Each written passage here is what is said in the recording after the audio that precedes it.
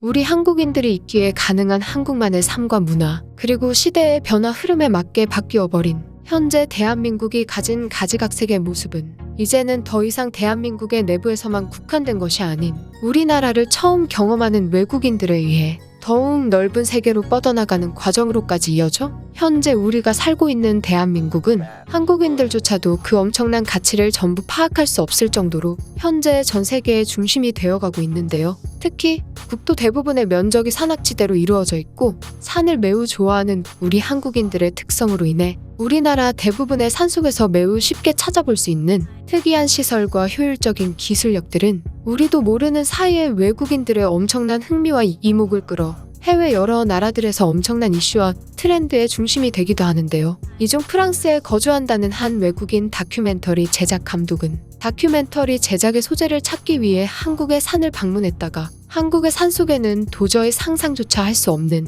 신기한 시설이 있다는 글로벌 커뮤니티 글을 작성해 많은 외국인들의 찬사를 받는 것은 물론 한국이기에 가능한 매우 감동적인 모습까지 발견되어 또 한 번 외국인들의 눈물을 흘리게 만들었다고 합니다. 그럼 먼저 해당 글로벌 커뮤니티 글의 내용을 살펴보도록 하겠습니다. 나는 현재 프랑스에서 다큐멘터리 제작 감독으로 일을 하고 있는 작은 외국인에 불과하지만 정확히 올해 여름 다큐멘터리 제작의 새로운 소재를 찾기 위해 더 이상 프랑스에 국한된 것이 아닌 다른 나라에서의 흥미로운 소재거리 발굴을 위한 여러 나라들에 대해 고민하던 중 한국이라는 나라를 방문하게 되고 또 거기서 내가 겪은 상상조차 할 수 없었던 특이한 시설의 발견은 나를 더 이상 다큐멘터리 감독이 아닌 삶의 모든 부분을 새롭게 돌아볼 수 있는 변화의 바람을 이끌어내게 되었다. 나는 프랑스에서 다큐멘터리 제작에 힘쓰며 오랜 기간 일을 해왔지만 감독이라는 직급 아래 나의 월급 대부분은 고스란히 새로운 다큐멘터리의 제작을 위해 재투자될 수밖에 없었고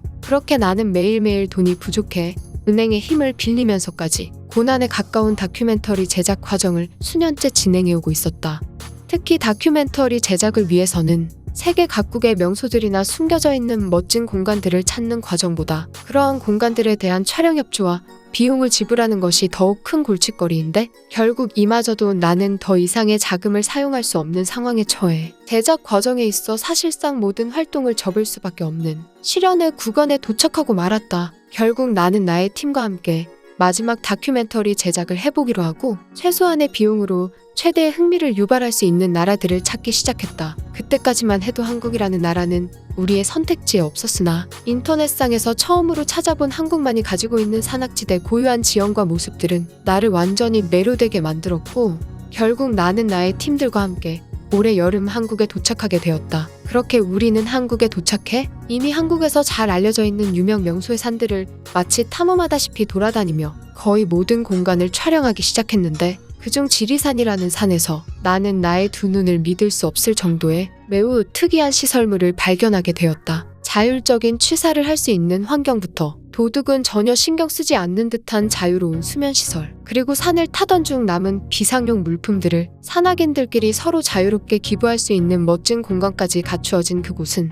정말 한국이기에 가능하다는 말이 나올 정도로 자율화된 채 그곳의 자연경관과 어울려 있었다. 물론 어느 나라나 고산지대일수록 이러한 집의 형태에 가까운 대피소가 있지만 한국의 대피소는 내가 본 것들과는 차원이 다른 수준이었으며 더욱 믿을 수 없는 것은 중요한 고가의 디지털 물품이나 산악에 있어 생존에 직결하는 가방들이 대피소 숙식시설에 수십 개가 있음에도 그 누구도 그것을 훔쳐가려는 시도를 하지 않는다는 것이었다. 더욱이 취사를 할 수 있는 곳의 비용은 아예 무료라는 것마저 더욱 황당할 정도였기에 나는 그곳에 머무르고 있는 몇몇 한국인 산악인들에게 자신의 배낭이 도둑맞은 경험이 있냐고 물었으나 그들은 누가 산에서 그러한 물품을 도둑질해서 도망칠 수 있겠냐며 폭소를 터뜨린 채 나에게 여기서는 모두가 함께 물품을 나누고 기부하려는 마음만 존재하기에 도둑질 당할 불안감은 전혀 신경 쓰지 않아도 된다는 말을 전하며 나의 촬영용 카메라를 보고는 대피소 이곳저곳 숨겨져 있던 각종 시설들을 전부 소개해주기 시작했다. 또한 여기에 더해 더욱 놀라운 사실은 이러한 멋진 대피소 시설들이 하나의 산에만 3개가 넘게 존재한다는 사실이었고 심지어 이러한 시설들까지도 한국인들은 핸드폰을 이용해 산악 중 미리 예약을 하거나 산악을 진행하기 전 집에서 예약을 진행시킨 채 마음 편하게 대피소에 도착해 모든 시설을 자유롭게 누린다는 사실이었다. 그리고 이곳에서만 볼 수 있는 또 다른 광경은 그날 처음 보는 산악인들끼리 마치 처음부터 가족이었던 것처럼 하나의 공간에 모여 서로 대화를 주고받고 자신들이 가지고 있는 물품을 나누고 산행 중 보았던 아름다웠던 곳을 서로 공유한 채 그 대피소를 더욱 빛나게 한다는 사실이다. 나는 한국만이 가지고 있는 이러한 아름다운 대피소의 모습을 다큐멘터리로 제작해 나의 회사에 승인시켰고 곧 이 아름다운 영상은 전 세계에 공개될 예정이다. 많은 외국인들이 이미 유명해져 있는 한국의 각종 명소들을 여행하려는 계획을 가지고 있다면 나는 과감하게 한국의 산에 존재하는 매우 아름다운 각종 대피소들을 경험해보는 것도 강력하게 추천한다. 하지만 그곳의 진짜 아름다움은 디지털화된 한국식 대피소의 시설에 더해진 한국인들이기에 가능한 따뜻한 나눔과 배려의 문화, 그 자체가 함께 공존하는 장소라는 사실이다. 이 외국인의 글은 여기까지입니다. 정말 상상하지도 못한 우리 한국만의 대피소 시설과 그곳의 문화에 이 외국인 다큐멘터리 감독은 완전히 푹 빠져버린 것 같은데요. 그렇다면 이 글에 대한 외국인들의 반응은 어떤지 외국인들의 댓글을 통한 해외 반응을 자세히 살펴보도록 하겠습니다. 아니, 산속에 저런 곳이 있다니 한국인들의 상상력이 정말 어느 정도길래 저 정도의 수준으로까지 발전해버린 것이지? 지금까지 내가 알고 있는 한국에 대한 모든 선입견이 붕괴되면서 한국을 존경하고 말았다. 저 시설물이 유지되는 것도 너무 신기할 지경이다. 글을 자세히 읽어보니 저 멋진 산속 대피소 시설물에서 쓰는 모든 것들은 일종의 입장료에 가까운 소액의 비용만 내고 나머지는 모두 무료로 사용할 수 있다고 적혀있다. 물을 쓰는 것조차 무료로 사용 가능하다는 건 한국이 얼마나 부자인지 말해주는 것이다. 산으로 유명한 다른 외국의 나라들도 많은데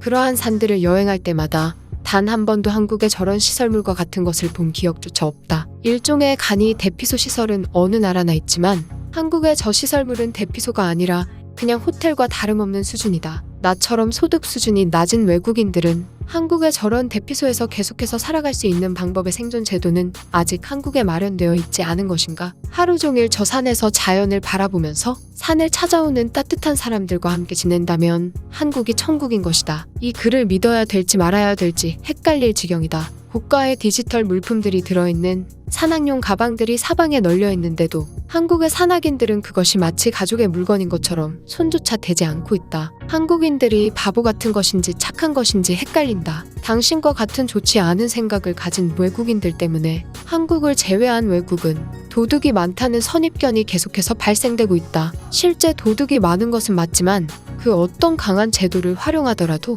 한국과 같은 저런 시설물을 유지하는 것은 사실상 불가능하다. 한국인들은 항상 자신이 가진 것을 다른 사람들과 나누고 그것에 대해 즐거움을 느끼는 정말 멋진 사람들인 것 같다. 저런 대피소가 있는 곳이라면 어느 정도 힘든 것도 사실일 텐데 자신이 가진 먹거리와 장비들을 처음 본 사람들과 나누다니 존경스러울 정도다. 그것이 진짜 선진국이라는 나라의 기본적인 밑바탕 아닐까? 점점 이러한 많은 글들을 보면서 느끼는 거지만 내가 살고 있는 유럽권 국가들이 선진국이라는 생각은 전혀 해본 적이 없는데 한국인들이 살고 있는 한국은 진짜 선진국처럼 보이고 있어. 만약 저러한 시설이 이탈리아에서 유지되고 있었다면 그곳은 무서운 사람들의 집합장소가 되었을 확률이 매우 높다. 그런데 한국은 저런 곳에서 힘든 산행을 즐긴 뒤 처음 보는 사람들과의 나눔을 즐기는 행복감을 느끼고 있다. 이런 나라는 정말 처음이다. 이 글을 읽고 나니 나도 한국에서 설악산을 갔던 기억이 떠오른다. 그때 나는 한국인 지인과 함께